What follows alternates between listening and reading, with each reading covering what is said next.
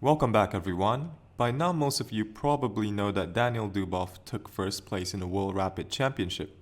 This is a big achievement for the 22-year-old Russian Grandmaster, and this happened just days after the passing of his grandfather, Eduard Dubov, who was a well-known arbiter and mathematician.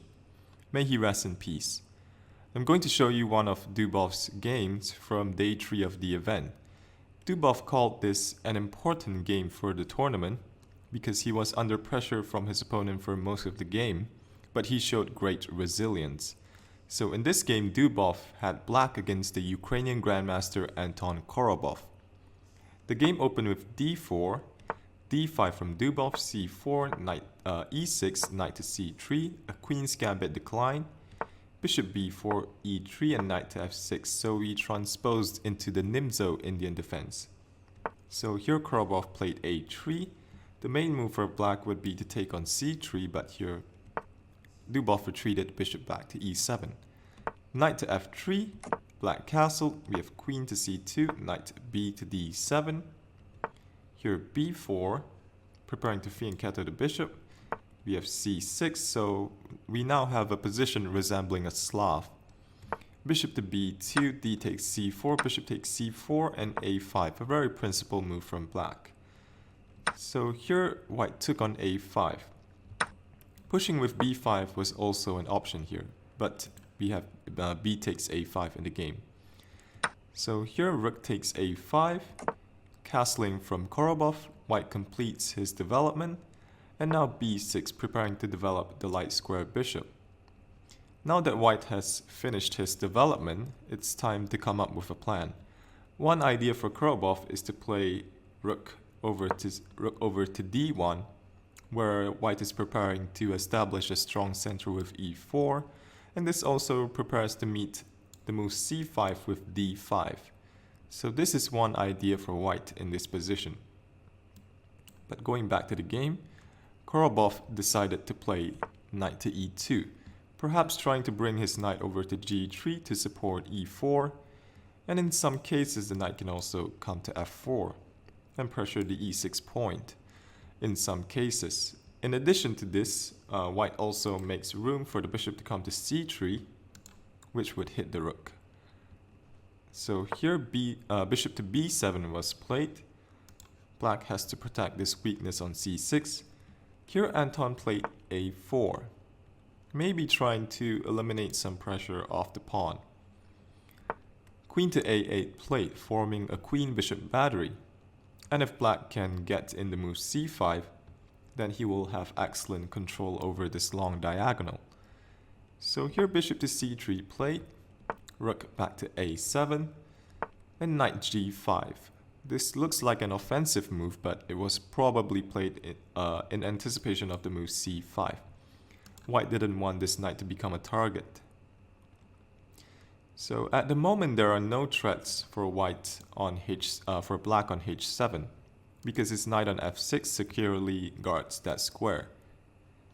So in this position, the move c5 seems automatic and logical, but Daniil opted for a different route. He played bishop to a6, going for a safer approach. So this helps to reduce some pressure off the e6 and f7 squares, which could become an issue if white manages to somehow achieve a d5 break. So here white took on a6, we have rook takes a6, knight to f4, and bishop to d6. Slight improvement for the bishop, now covering this e5 square. Also gives Dubov the option of breaking with e5.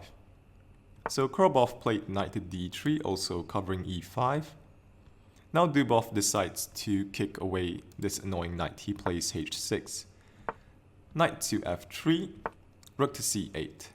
So at the moment, black faces some pressure on the queen side because of these targets on c6 and b6.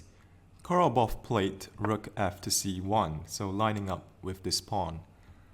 Rook to a7. This seems like a strange move, but black wants to try and defend solidly with rook b7 or rook to c7. So here queen to b3, looking at b6.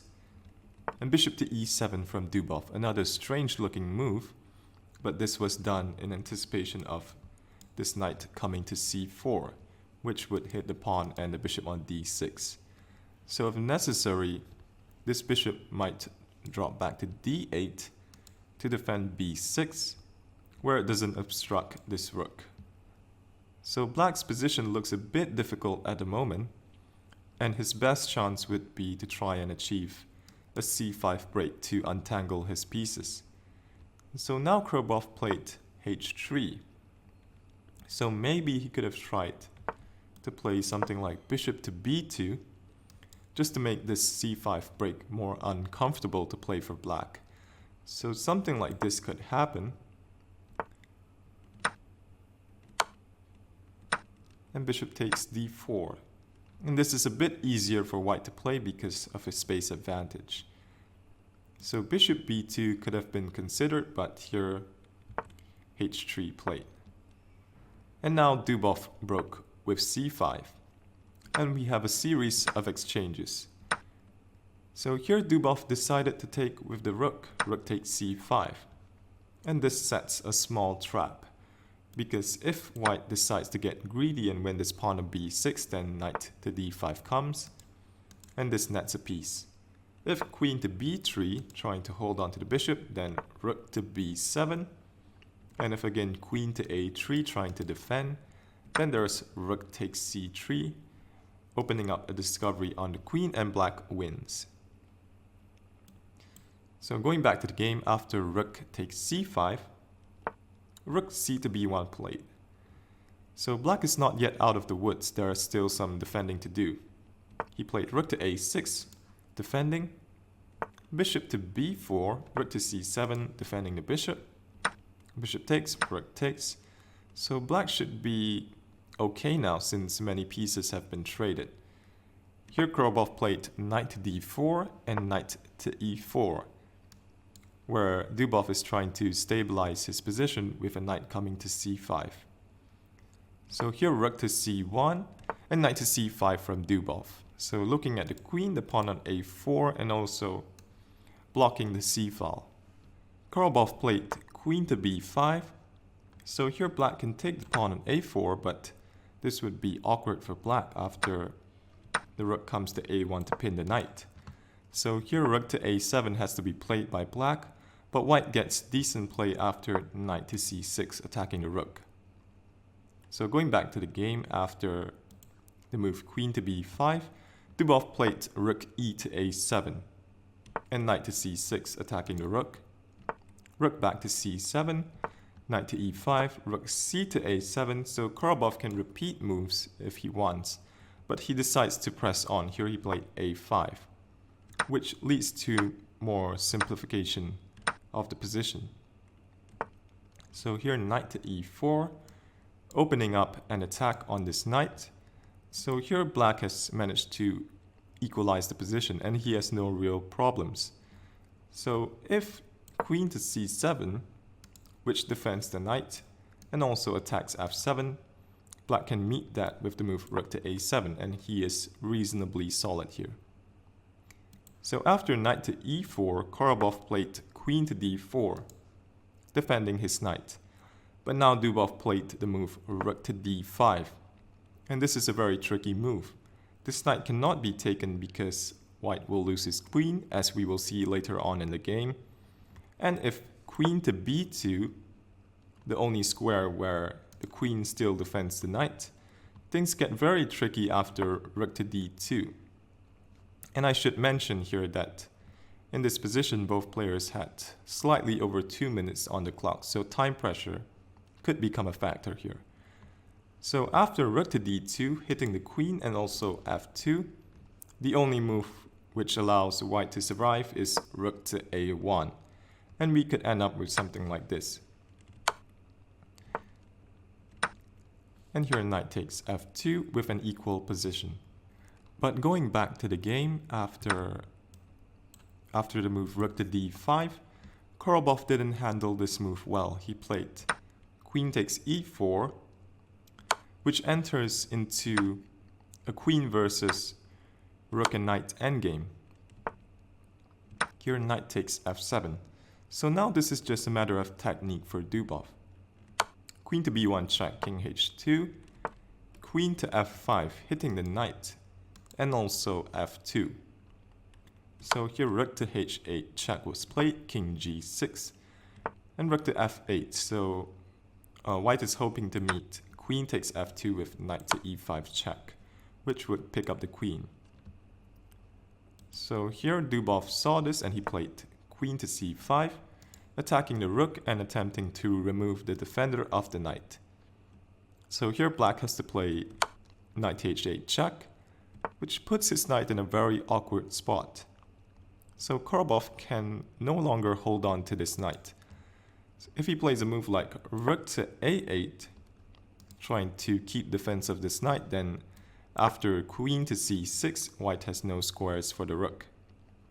The rook cannot go to a dark square, for example if rook to f8, because the queen simply picks up the rook after queen d6 check, and if rook f4 then g5, winning the rook, and this should be easily winning for Dubov.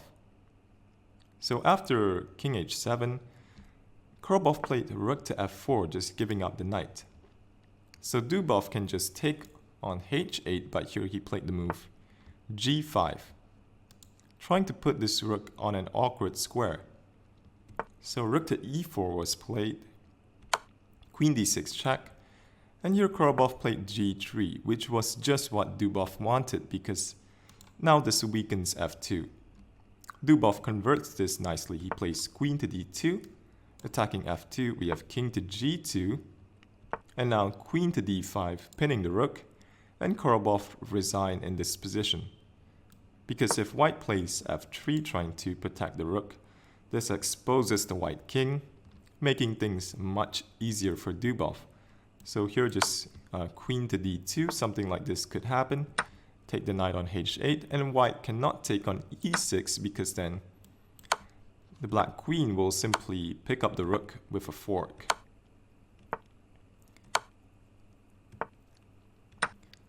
So this was an important win for Dubov, which contributed to his first place finish in the Rapid World Championship.